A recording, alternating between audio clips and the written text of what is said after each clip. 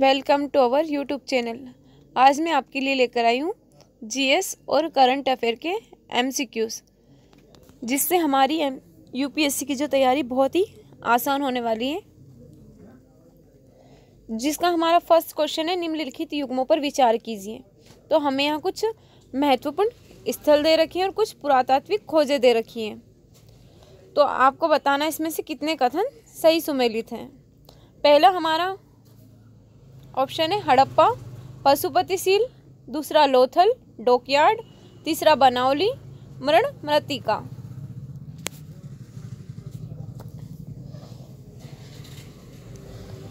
इसका जो हमारा आंसर होगा वो क्या होगा, केवल दो। लोथल में डॉकयार्ड मिला है हमको और बनावली से मरण मृत्तिका। लेकिन जो हमारी पशुपतिशील है वो हमको हड़प्पा से नहीं, हमें कहाँ से मिली है, ये मोहनजोदड़ो से।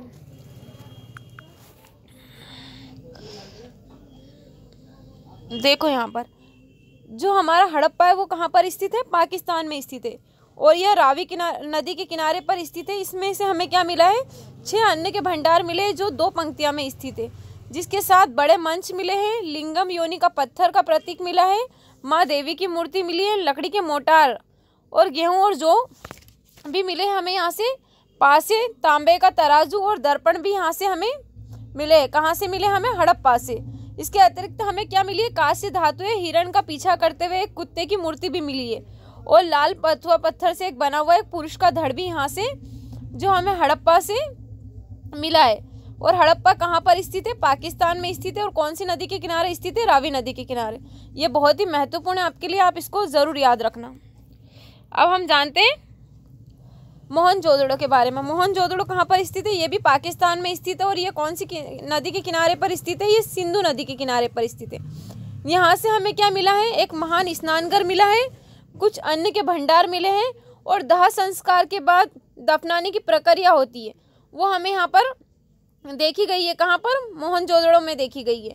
दाढ़ी वाले पुजारी की मूर्ति भी मिली है यहाँ से और नृत्य करती हुई एक लड़की की प्रसिद्ध मूर्ति भी मिली है। कांस्य प्रतिमा और पशुपति मोहर भी यहाँ से पाई गई है। तो इसलिए हमारा यह फर्स्ट जो है हमारा सही सुमेलित नहीं है। अब सेकंड वाला हमारा आता है जो गुजरात में हमारा लोथल है। लोथल से हमें क्या क्या पाया गया है, तो ये लोथल सबसे पहले कहाँ पर है, ये एक सिंधु घाटी सभ्यता का एक मैनचेस्टर है। यहाँ से हमें क्या क्या मिला है, नौसैनिक व्यापार के लिए एक महत्वपूर्ण स्थल है। यहाँ पर से हमें एक डॉकयार्ड पाया गया है, चावल की भूसी, अग्निवेदियाँ, जैसे कि शादियाँ वगैरह में मंडप बनाते हैं ना अग्नि वाले, वैसी अग्निवेदियाँ मिली है यहाँ पर। चित्रित जार, आधुनिक शतरंज, घोड़े और जहाज की टेराकोटा आकृतियाँ भी मिली है और 45, 90 और 180 डिग्री के कोण को मापने के लिए कुछ उपकरण भी मिले हमें और 14 अवशेषों को दफनाने की प्रथा भी यहाँ से हमें मिली है। कहाँ से, गुजरात में लोथल से। ठीक है, अब हम देखते हैं हमारा हरियाणा में जो है क्या है, बनावली। ये किस नदी के किनारे, सरस्वती नदी जो अब सूख चुकी है। उसमें से हमें क्या क्या मिला है, मरण मृत्तिका मिली है, जौ के दाने मिले और लापिस लाजुली जो एक पत्थर है, अग्निवेदिकाएं भी मिली हैं और अंड आकार की बस्तियां मिली हैं। अंड आकार की बस्तियां ये एक ऐसी मात्र ऐसी जगह है जहां से हमें जो अंडे के आकार की आकृतियां मिली है, बाकी सभी जगह पर हमें वर्गाकार आकृतियां मिली है। अब क्वेश्चन नंबर हमारा 2, प्राचीन शिलालेखों और राजज्ञाओं के संबंध में निम्नलिखित विकल्पों पर विचार कीजिए। हमारा जो फर्स्ट ऑप्शन है वो क्या है, सोगोरो ताम्रपात्र गुप्तकालीन अभिलेख है जिसमें सैन्य विजयों का उल्लेख किया गया है। सेकेंड है कालशी शिलालेख, सम्राट अशोक का पहला शिलालेख है जिसमें देवनागरी के स्थान पर अशोक का नाम लिखा गया था।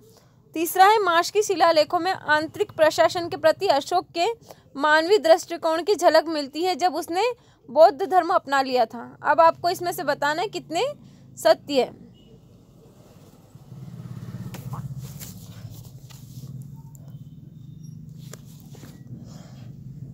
तो इसका जो हमारा आंसर होगा वो क्या होगा, डी। इसमें से कोई भी सही नहीं है।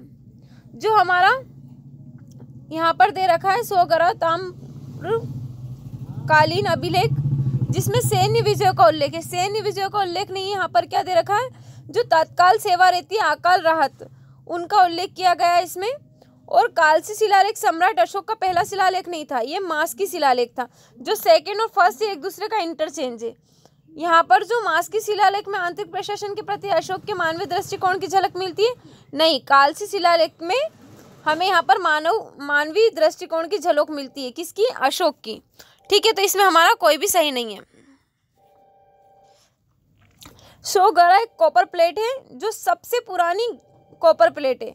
सोगारा कॉपर प्लेट के नाम से भी इसको जाना जाता है। एक मौर्य अभिलेख है जिसमें आकार राज्य, जैसे कभी बाढ़ आती है और उसमें जैसे कि गवर्नमेंट राहत देती है, जैसे कुछ नए नए प्रयास करती है, वैसे ही मौर्य का जो काल था उसमें अकाल राहत देने के लिए जो भी प्रयास किए गए थे उसका अभिलेख इसमें किया गया है। यह उत्तर प्रदेश के गोरखपुर जिले में पाए जाने वाली एक अशोक पूर्व ब्राह्मणी शिलालेख है, इसलिए हमारा जो फर्स्ट ऑप्शन है वो सही नहीं है। अब दूसरा है जो हमारा मास्की शिलालेख। मास्की शिलालेख कर्नाटक के रायपुर जिले में स्थित है। यहाँ से हमें मास्की नदी के तट पर स्थित है, जो तुंगभद्रा की एक सहायक नदी है। आपको ये बहुत ही महत्वपूर्ण, आपके एग्जाम के लिए आपसे ये भी पूछा जा सकता है कि मास्की जो नदी है उसकी सहायक नदी कौन सी है, तो उसकी सहायक नदी कौन सी है? तुंगभद्रा नदी। इस पर जो अशोक है हमारा, उसका एक छोटा सा शिलालेख पाया गया है। यह सम्राट अशोक का पहला शिलालेख था जिसमें देवनागरी या पियदस्सी के बजाय अशोक का नाम लिखा था, इसलिए हमारा जो ऑप्शन नंबर 2 है वो भी सही नहीं है। अब कालसी शिलालेख अशोक के शिलालेखों का स्थल अद्वितीय है, क्योंकि यह उत्तर भारत का एकमात्र ऐसा स्थान है जहां महान मौर्य सम्राट ने 14 शिलालेखों का संग्रह अंकित किया। उत्तर प्रदेश का एक ऐसा स्थान है जहां पर अशोक के सबसे ज़्यादा शिलालेख पाए जाते हैं। कितने शिलालेख? 14 शिलालेख। इन शिलालेखों की भाषा प्राकृत और लिपि कैसी होती थी? ब्राह्मी। यह शिलालेख 450 ईसा पूर्व के आसपास लिखा गया था और यह क्वार्ट्ज से बना होता था, जिसकी चौड़ाई कितनी होती थी? 8 फीट और लंबाई 10 फीट। यह शिलालेख अशोक के जो आंतरिक प्रशासन में जो मानवीय दृष्टिकोण है उसको दर्शाता है। जब उसने अपना धर्म परिवर्तित करके बौद्ध धर्म को अपना लिया था और अहिंसा और युद्ध पर प्रतिबंध लगा दिया था, तब उसका यह शिलालेख लिखा गया था। यह बताने के लिए लिखा गया था कि अहिंसा से हमें कुछ नहीं मिलता है, इसलिए हमें सत्य के मार्ग पर चलना चाहिए और लड़ाई झगड़ों से बचे रहना चाहिए। अब हमारा क्वेश्चन नंबर 3, निम्नलिखित युग्मों पर विचार कीजिए। हमें यहाँ पर कुछ प्रसिद्ध कलाएं, मूर्ति कला दी हुई है और उनके शैलकृत स्थल दिए हुए हैं। आपको बताना इसमें से कितने सही सुमेलित हैं। तो हमारा फर्स्ट ऑप्शन क्या है? मरती हुई राजकुमारी, एलोरा गुफाएं, रावण ने कैलाश पर्वत को हिलाया, अजंता की गुफाएं, विष्णु का अवतार। तो यहाँ पर क्या? उदयगिरी की गुफाएं। तो आपको इसमें से बताना है कितने सही सुमेलित हैं। तो इसमें से हमारा सिर्फ केवल ऑप्शन नंबर जो हमारा कौन सा सही है, इसमें केवल 1। इसका हमारा जो विष्णु का जो अवतार है ये उदयगिरी की गुफाओं में पाया जाता है। और मरती हुई जो राजकुमारी है वो कहाँ का है? वो अजंता की गुफाओं में पाया जाता है। और रावण ने जो कैलाश पर्वत को हिलाया था वो एलोरा की गुफाओं में पाया जाता है। इसलिए हमारा सिर्फ इसमें ऑप्शन नंबर 3 सही है। इसके बारे में आगे पढ़ते हैं। ये देखो जो हमारी अजंता की गुफाएं, अजंता की जो गुफाएं हमारी वो कहाँ पर? महाराष्ट्र के औरंगाबाद के पास में एक वागोरा नदी है, वहाँ पर एक सांद्री पर्वत माला की चट्टान को काटकर बनाई गई एक गुफा की एक श्रृंखला है। वहाँ कुल कितनी गुफाएं? तो वहाँ पर 29 गुफाएं, जिनमें से 25 का उपयोग किसके लिए? विहार। विहार किसे कहते थे? जहाँ पर बौद्ध भिक्षुओं के रहने का स्थल हुआ करता था उसे विहार कहते थे।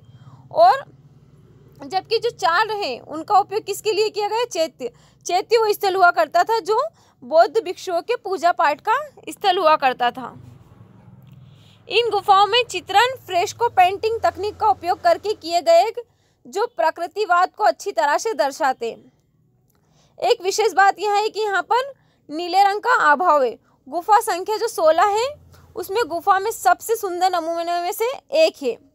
मरती हुई राजकुमारी की जो हमें यहाँ पर दृश्य मिलता है वो कहाँ पर मिलता है? हमें अजंता की जो गुफा नंबर 16 है उसमें हमें मरती हुई राजकुमारी की जो दृश्य वो दिखता है। इसमें क्या दिखाया गया है? बौद्ध के कपिल वस्तु के आगमन के बाद का इसमें दृश्य बताया गया है। एलोरा की गुफाएं, एलोरा की गुफाएं भी हमारे लिए बहुत ही महत्वपूर्ण स्थल है। यह अजंता की गुफाओं से लगभग कितने किलोमीटर, 100 किलोमीटर दूर स्थित है। यहाँ पर कुल कितनी 34 गुफाएं का एक समूह है, जिसमें 17 तो ब्राह्मण और 12 बौद्ध और 5 जैन धर्म से संबंधित है। तो अगर आपसे ये क्वेश्चन पूछा जा सकता है कि कौन सी ऐसी गुफाएं जिनमें तीनों धर्म से संबंधित है, तो वो कौन सी गुफा है? एलोरा की गुफा है। ठीक है। गुफा संख्या जो 16 है, वहां पर क्या है? भगवान शिव को समर्पित एक कैलाश मंदिर है।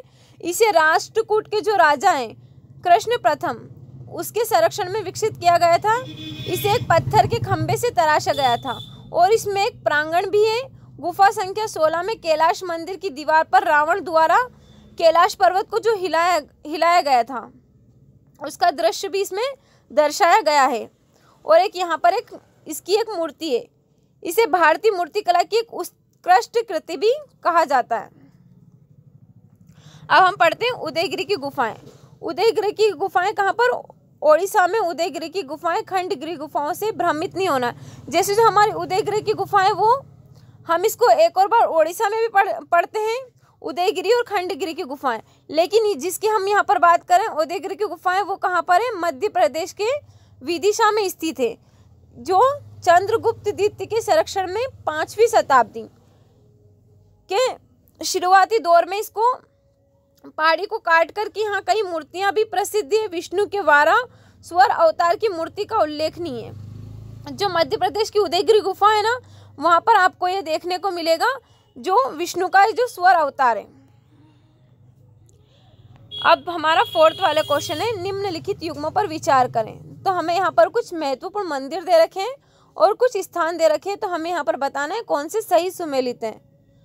जो हमारा फर्स्ट है बृहदीश्वर मंदिर हम्पी, सेकेंड है विरूपाक्ष मंदिर तंजावुर, थर्ड है लाड़खान मंदिर ऐहोल। आपको इसमें से बताना है कितने सही सुमेलित है। तो इसमें जो हमारा रहेगा सिर्फ केवल एक सही है। कौन सा वाला? 3rd वाला। लाड़खान मंदिर कहाँ पर? ऐहोल में। और जो हमारा बृहदीश्वर मंदिर है वो कहाँ पर है? तंजावुर में। और विरूपाक्ष मंदिर है वो कहाँ पर है? हम्पी में स्थित है। चलो इसके बारे में हम आगे डिटेल में पढ़ते हैं। जो हमारा बृहदेश्वर मंदिर है वो भारत के सबसे बड़े मंदिरों में से एक है। बृहदेश्वर मंदिर जो है तिरुवुदैयार कोविल के नाम से भी इसको जाना जाता है, जो कहाँ पर स्थित है? तंजावुर में स्थित है। ये भगवान शिव को समर्पित है, एक विशाल लिंगम है। इस मंदिर का निर्माण किसने करवाया था? चोल राजा राज प्रथम द्वारा करवाया गया था और 1010 ईस्वी के आसपास करवाया गया था। इसलिए जो हमारा फर्स्ट वाला ऑप्शन है वो सही सुमेलित नहीं है। अब हम पढ़ेंगे विरूपाक्ष मंदिर। यह दक्षिण भारत के जो कर्नाटक राज्य है उसका एक गांव है हम्पी, उसमें स्थित है। मंदिर का निर्माण है 7वीं शताब्दी में हुआ था और इसे एक पूजा स्थल के रूप में इसका उपयोग किया जाता था। अब ऐहोल में स्थित लाड़खान मंदिर को भारत के सबसे प्राचीन मंदिरों में से एक माना जाता है, जिसका निर्माण लगभग 450 ईस्वी के आसपास हुआ था। बाद में राजकुमार लाड़खान ने इसे अपने निवास में बदल दिया था, इसलिए इसका नाम क्या पड़ गया था? लाड़खान। ठीक है। अब क्वेश्चन नंबर 5, प्राचीन भारत के प्रसिद्ध विश्वविद्यालयों के संबंध में निम्नलिखित विकल्पों पर विचार करेंगे हम। तो हमें जो पहला ऑप्शन दे रखा है वो क्या है?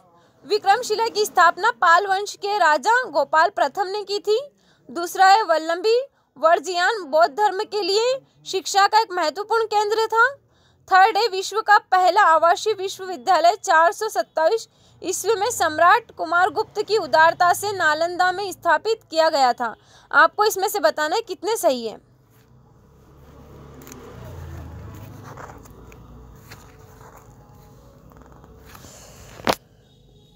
तो इसमें भी हमारा क्या होगा? सिर्फ केवल एक ही सही है, और वो भी कौन सा वाला सही है? केवल 3rd सही है। और जो हमारा फर्स्ट और सेकंड है यहाँ पर दे रखा है विक्रमशिला की स्थापना पाल वंश के राजा गोपाल प्रथम ने की थी। तो यहाँ पर राजा गोपाल प्रथम ने नहीं की थी, यहाँ पर किसने की थी? धर्मपाल ने की थी। और जो वल्लभी है वर्जयान बौद्ध धर्म से संबंधित नहीं है, किनसे? हीनयान से। हीनकियान बौद्ध धर्म के लिए एक शिक्षा का एक महत्वपूर्ण केंद्र था, इसलिए इसमें हमारा जो फर्स्ट और सेकंड सही नहीं है, केवल ऑप्शन नंबर थर्ड सही है। प्राचीन भारत के प्रसिद्ध विश्वविद्यालयों के बारे में हम जानते हैं। ओदंतपुरी, यह कहाँ पर स्थित है? यह बिहार में स्थित है। और जो पाल वंश के राजा गोपाल प्रथम के संरक्षण में इसे बनाया गया था। यह एक बौद्ध विहार था जिसे बख्तियार खिलजी ने नष्ट कर दिया था। अब विक्रमशिला, यह कहाँ पर स्थित है? बिहार के एक वर्तमान भागलपुर जिले में स्थित है। इसे पाल वंश के राजा धर्मपाल ने मुख्य रूप से बौद्ध शिक्षा केंद्र के रूप में स्थापित किया था, इसलिए हमारा जो ऑप्शन नंबर फर्स्ट है वो सही नहीं है। वल्लभी, यह गुजरात के सौराष्ट्र में स्थित है। यह हीनयान बौद्ध धर्म के लिए शिक्षा का एक महत्वपूर्ण केंद्र था। चीनी जो विद्वान हेत्सांग ने इसका सबसे पहले दौरा किया था। इसे गुजरात के मैत्रक वंश के शासकों ने अनुदान और समर्थित किया था। नालंदा के बारे में पढ़ेंगे। नालंदा विश्व का पहला आवासीय विश्वविद्यालय था जिसकी स्थापना 427 ईस्वी में सम्राट कुमारगुप्त की उदारता से नालंदा में की गई थी तथा एक इसके लिए भिक्षुओं और शिक्षकों की कर्तव्य निष्ठा। यह विश्वविद्यालय 12वीं शताब्दी के अंत तक 800 वर्ष तक फलता फूलता रहा। यह तीनों बौद्ध सिद्धांतों की शिक्षा दी जाती थी। कौन कौन सी? यह महायान का जो बौद्ध भिक्षुओं के लिए एक प्रमुख स्थल था। यहाँ वेद, ललित कला, व्याकरण, दर्शन, तर्कशास्त्र, चिकित्सा आदि जैसे विषय भी पढ़ाए जाते थे, इसलिए जो हमारा विकल्प जो थर्ड है वो सही है। अब हमारा जो क्वेश्चन नंबर 6 है, निम्नलिखित युग्मों पर विचार करें। यहाँ पर कुछ हमें तीर्थ स्थल दे रखे हैं और कुछ स्थान दे रखे हैं। घूम मठ सिक्किम, तवांग मठ पश्चिम बंगाल और रूमटेक मठ अरुणाचल प्रदेश। तो इसमें भी आपको सही सुमेलित बताना है कितने युग्म सही सुमेलित हैं।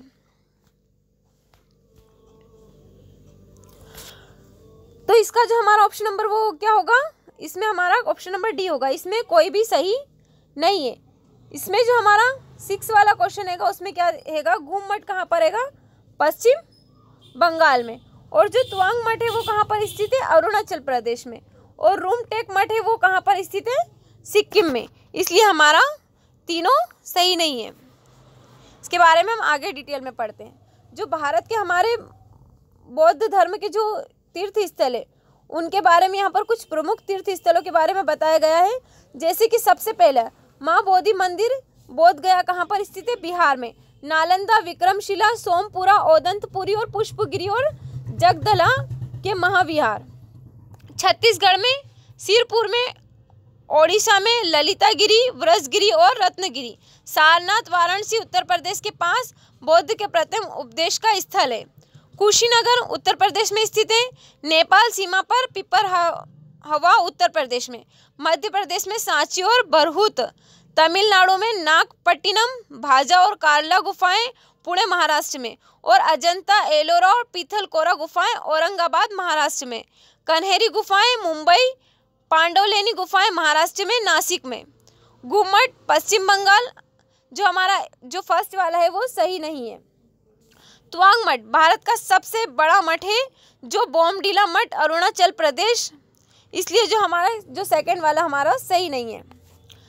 रमटेक, पेमाय, यतंगशे और एंचाय मठ सिक्किम में है, इसलिए जो हमारा थर्ड वाला है वो भी सही सुमेलित नहीं है।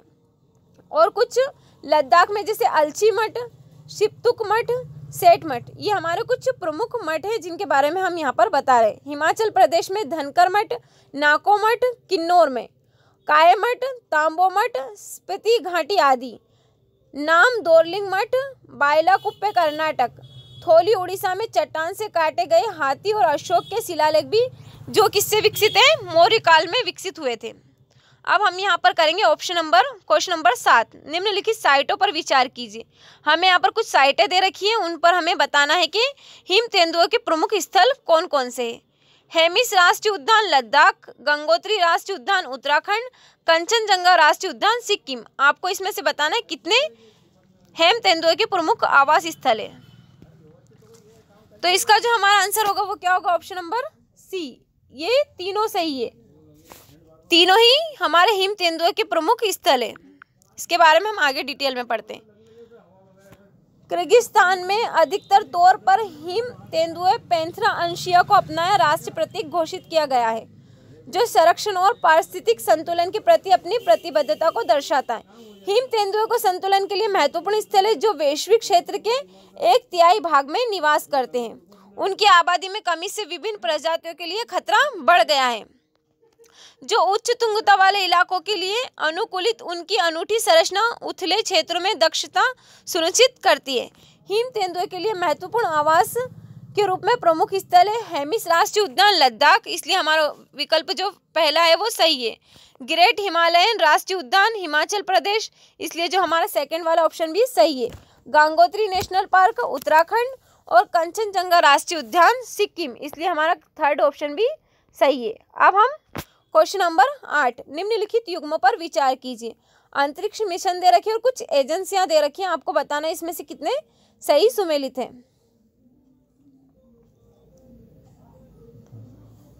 तो इसमें हमारा केवल ऑप्शन नंबर ए की सही है। कौन सा वाला? फर्स्ट वाला। ओरिस रेक्स मिशन नासा का है। जो हमारा सेकंड वाला हैगा प्रोबो 3, ये कहाँ का है? एक्सा का है। और मंगल ग्रह का चंद्रमा अवशेष MMS मिशन, ये कहाँ का है? जाक्सा का। ठीक है, तो इसके बारे में हम आगे डिटेल में पढ़ते हैं। 8 सितंबर 2016 को लॉन्च किया गया एक नासा का original spectrum interpretation resource identification and security, ये क्या है? OSIRIS रेक्स, जो कहाँ पर है? जो पृथ्वी को बेनु पूर्व में 1999 में RQ-36 से पहला क्षुद्र ग्रह नमूना सफलतापूर्वक कहाँ पर? पृथ्वी पर पहुंचाया गया था, जो 7 वर्ष की यात्रा में मूल्यवान कितने 4.5 अरब वर्ष पुराने नमूने लेकर पृथ्वी पर आया था। इसलिए हमारा जो फर्स्ट वाला है वो सही सुमेलित है। अब ऐसे ही प्रोबा 3 एक्सा का और विश्व का पहला उड़ान मिशन है। उड़ान प्रौद्योगिकियों के प्रयोगों को सिद्ध करने के लिए उपग्रहों की एक जोड़ी जो अंतरिक्ष में एक बड़ी कठोर संरचना के रूप में है, ये क्या करती है? एक साथ में एक उड़ान भरेगी। जापानी एरोस्पेस एक्सप्लोरेशन एजेंसी कौन सी है? जाक्सा के पास एक क्या? मार्टियन मून एक्सप्लोरेशन या MMS नामक एक रोबोटिक मिशन है, जिसे सितंबर 2024 के आसपास लॉन्च करने की योजना है। ठीक है, इसलिए हमारा जो थर्ड वाला है सही सुमेलित नहीं है। मिशन का मुख्य वैज्ञानिक उद्देश्य मंगल के चंद्रमाओं की उत्पत्ति का निर्धारण करना है। अब हमारा question number 9, liquid nano urea के संदर्भ में निम्नलिखित कथनों पर विचार कीजिए। फर्स्ट ऑप्शन है, यह नैनो कण के रूप में यूरिया का एक प्रकार है। दूसरा, इसका उपयोग केवल फसलों पर पत्तियां आने के बाद ही किया जाना चाहिए। थर्ड है, इसे भारतीय राष्ट्रीय कृषि सहकारी विपणन महासंघ लिमिटेड NAFED में स्वदेशी रूप से विकसित किया गया है। आपको बताना कितने सही है।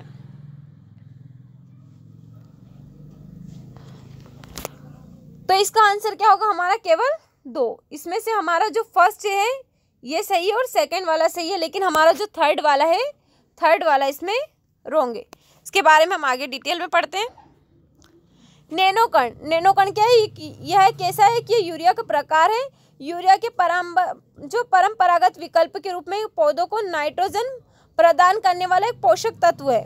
ठीक है, यह उर्वरक एक पत्तेदार स्प्रे है, जिसका अर्थ है कि इसका उपयोग केवल फसलों पर पत्तियां आने के बाद ही किया जाता है। तो इसलिए हमारा फर्स्ट वाला और सेकंड वाला सही है। इसे स्वदेशी रूप में IFFCO nano biotechnological research centre Kalol, Gujarat के आत्मनिर्भर भारत अभियान और आत्मनिर्भर कृषि की आवश्यकताओं के अनुरूप विकसित किया गया है। देखो हमारा यहाँ पर क्या दे रखा था? NAFED, लेकिन NAFED नहीं है, किसके द्वारा किया गया? इफ्को के द्वारा। ठीक है, तो इसलिए हमारा जो ऑप्शन नंबर जो थर्ड था वो सही नहीं है। अब हमारा आज का लास्ट क्वेश्चन है, क्वेश्चन नंबर 10, रिवर्स फ्लिपिंग के संबंध में निम्नलिखित कथनों पर विचार कीजिए। यह जो हमारा फर्स्ट ऑप्शन क्या है? यह किसी भारतीय कंपनी के मुख्यालय को विदेश में स्थानांतरित करने के बाद उसके अधिवास को वापस भारत में स्थानांतरित करने की प्रक्रिया है। रिवर्स फ्लिपिंग भारतीय स्टार्टअप के बीच एक चलन बन गया है, खासकर फिनटेक सेक्टर में, क्योंकि वे आरंभिक सार्वजनिक पेशकश IPO की योजना बना रहे हैं। आपको इसमें से बताना कितने सही है। तो इसका जो हमारा ऑप्शन नंबर होगा वो कौन सा होगा? C। इसमें दोनों ही सही है। इसके बारे में हम आगे डिटेल में पढ़ते हैं।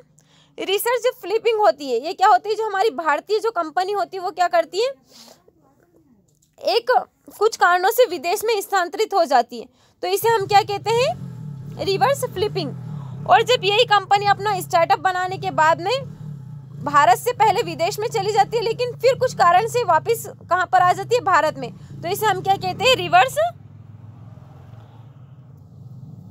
इसे हम बोलते हैं, क्या बोलते हैं हम इसे? Reverse flipping. ठीक है। यह रणनीतिक कदम भारत की समृद्ध अर्थव्यवस्था, विशाल बाजार और आशाजनक उद्यम पूंजी अनुकूल कर संरचना, मजबूत बौद्धिक संपदा संरक्षण, युवा एवं शिक्षित आबादी और सहायक सरकारी नीतियों से प्रेरित है। ठीक है। उम्मीद है आपको हमारा सेशन अच्छा लगा होगा। अगर आपको हमारा सेशन अच्छा लगा है तो आगे की अपडेट के लिए आप हमारे चैनल को सब्सक्राइब करें और नोटिफिकेशन वाला बटन दबा लें। Okay, thank you so much.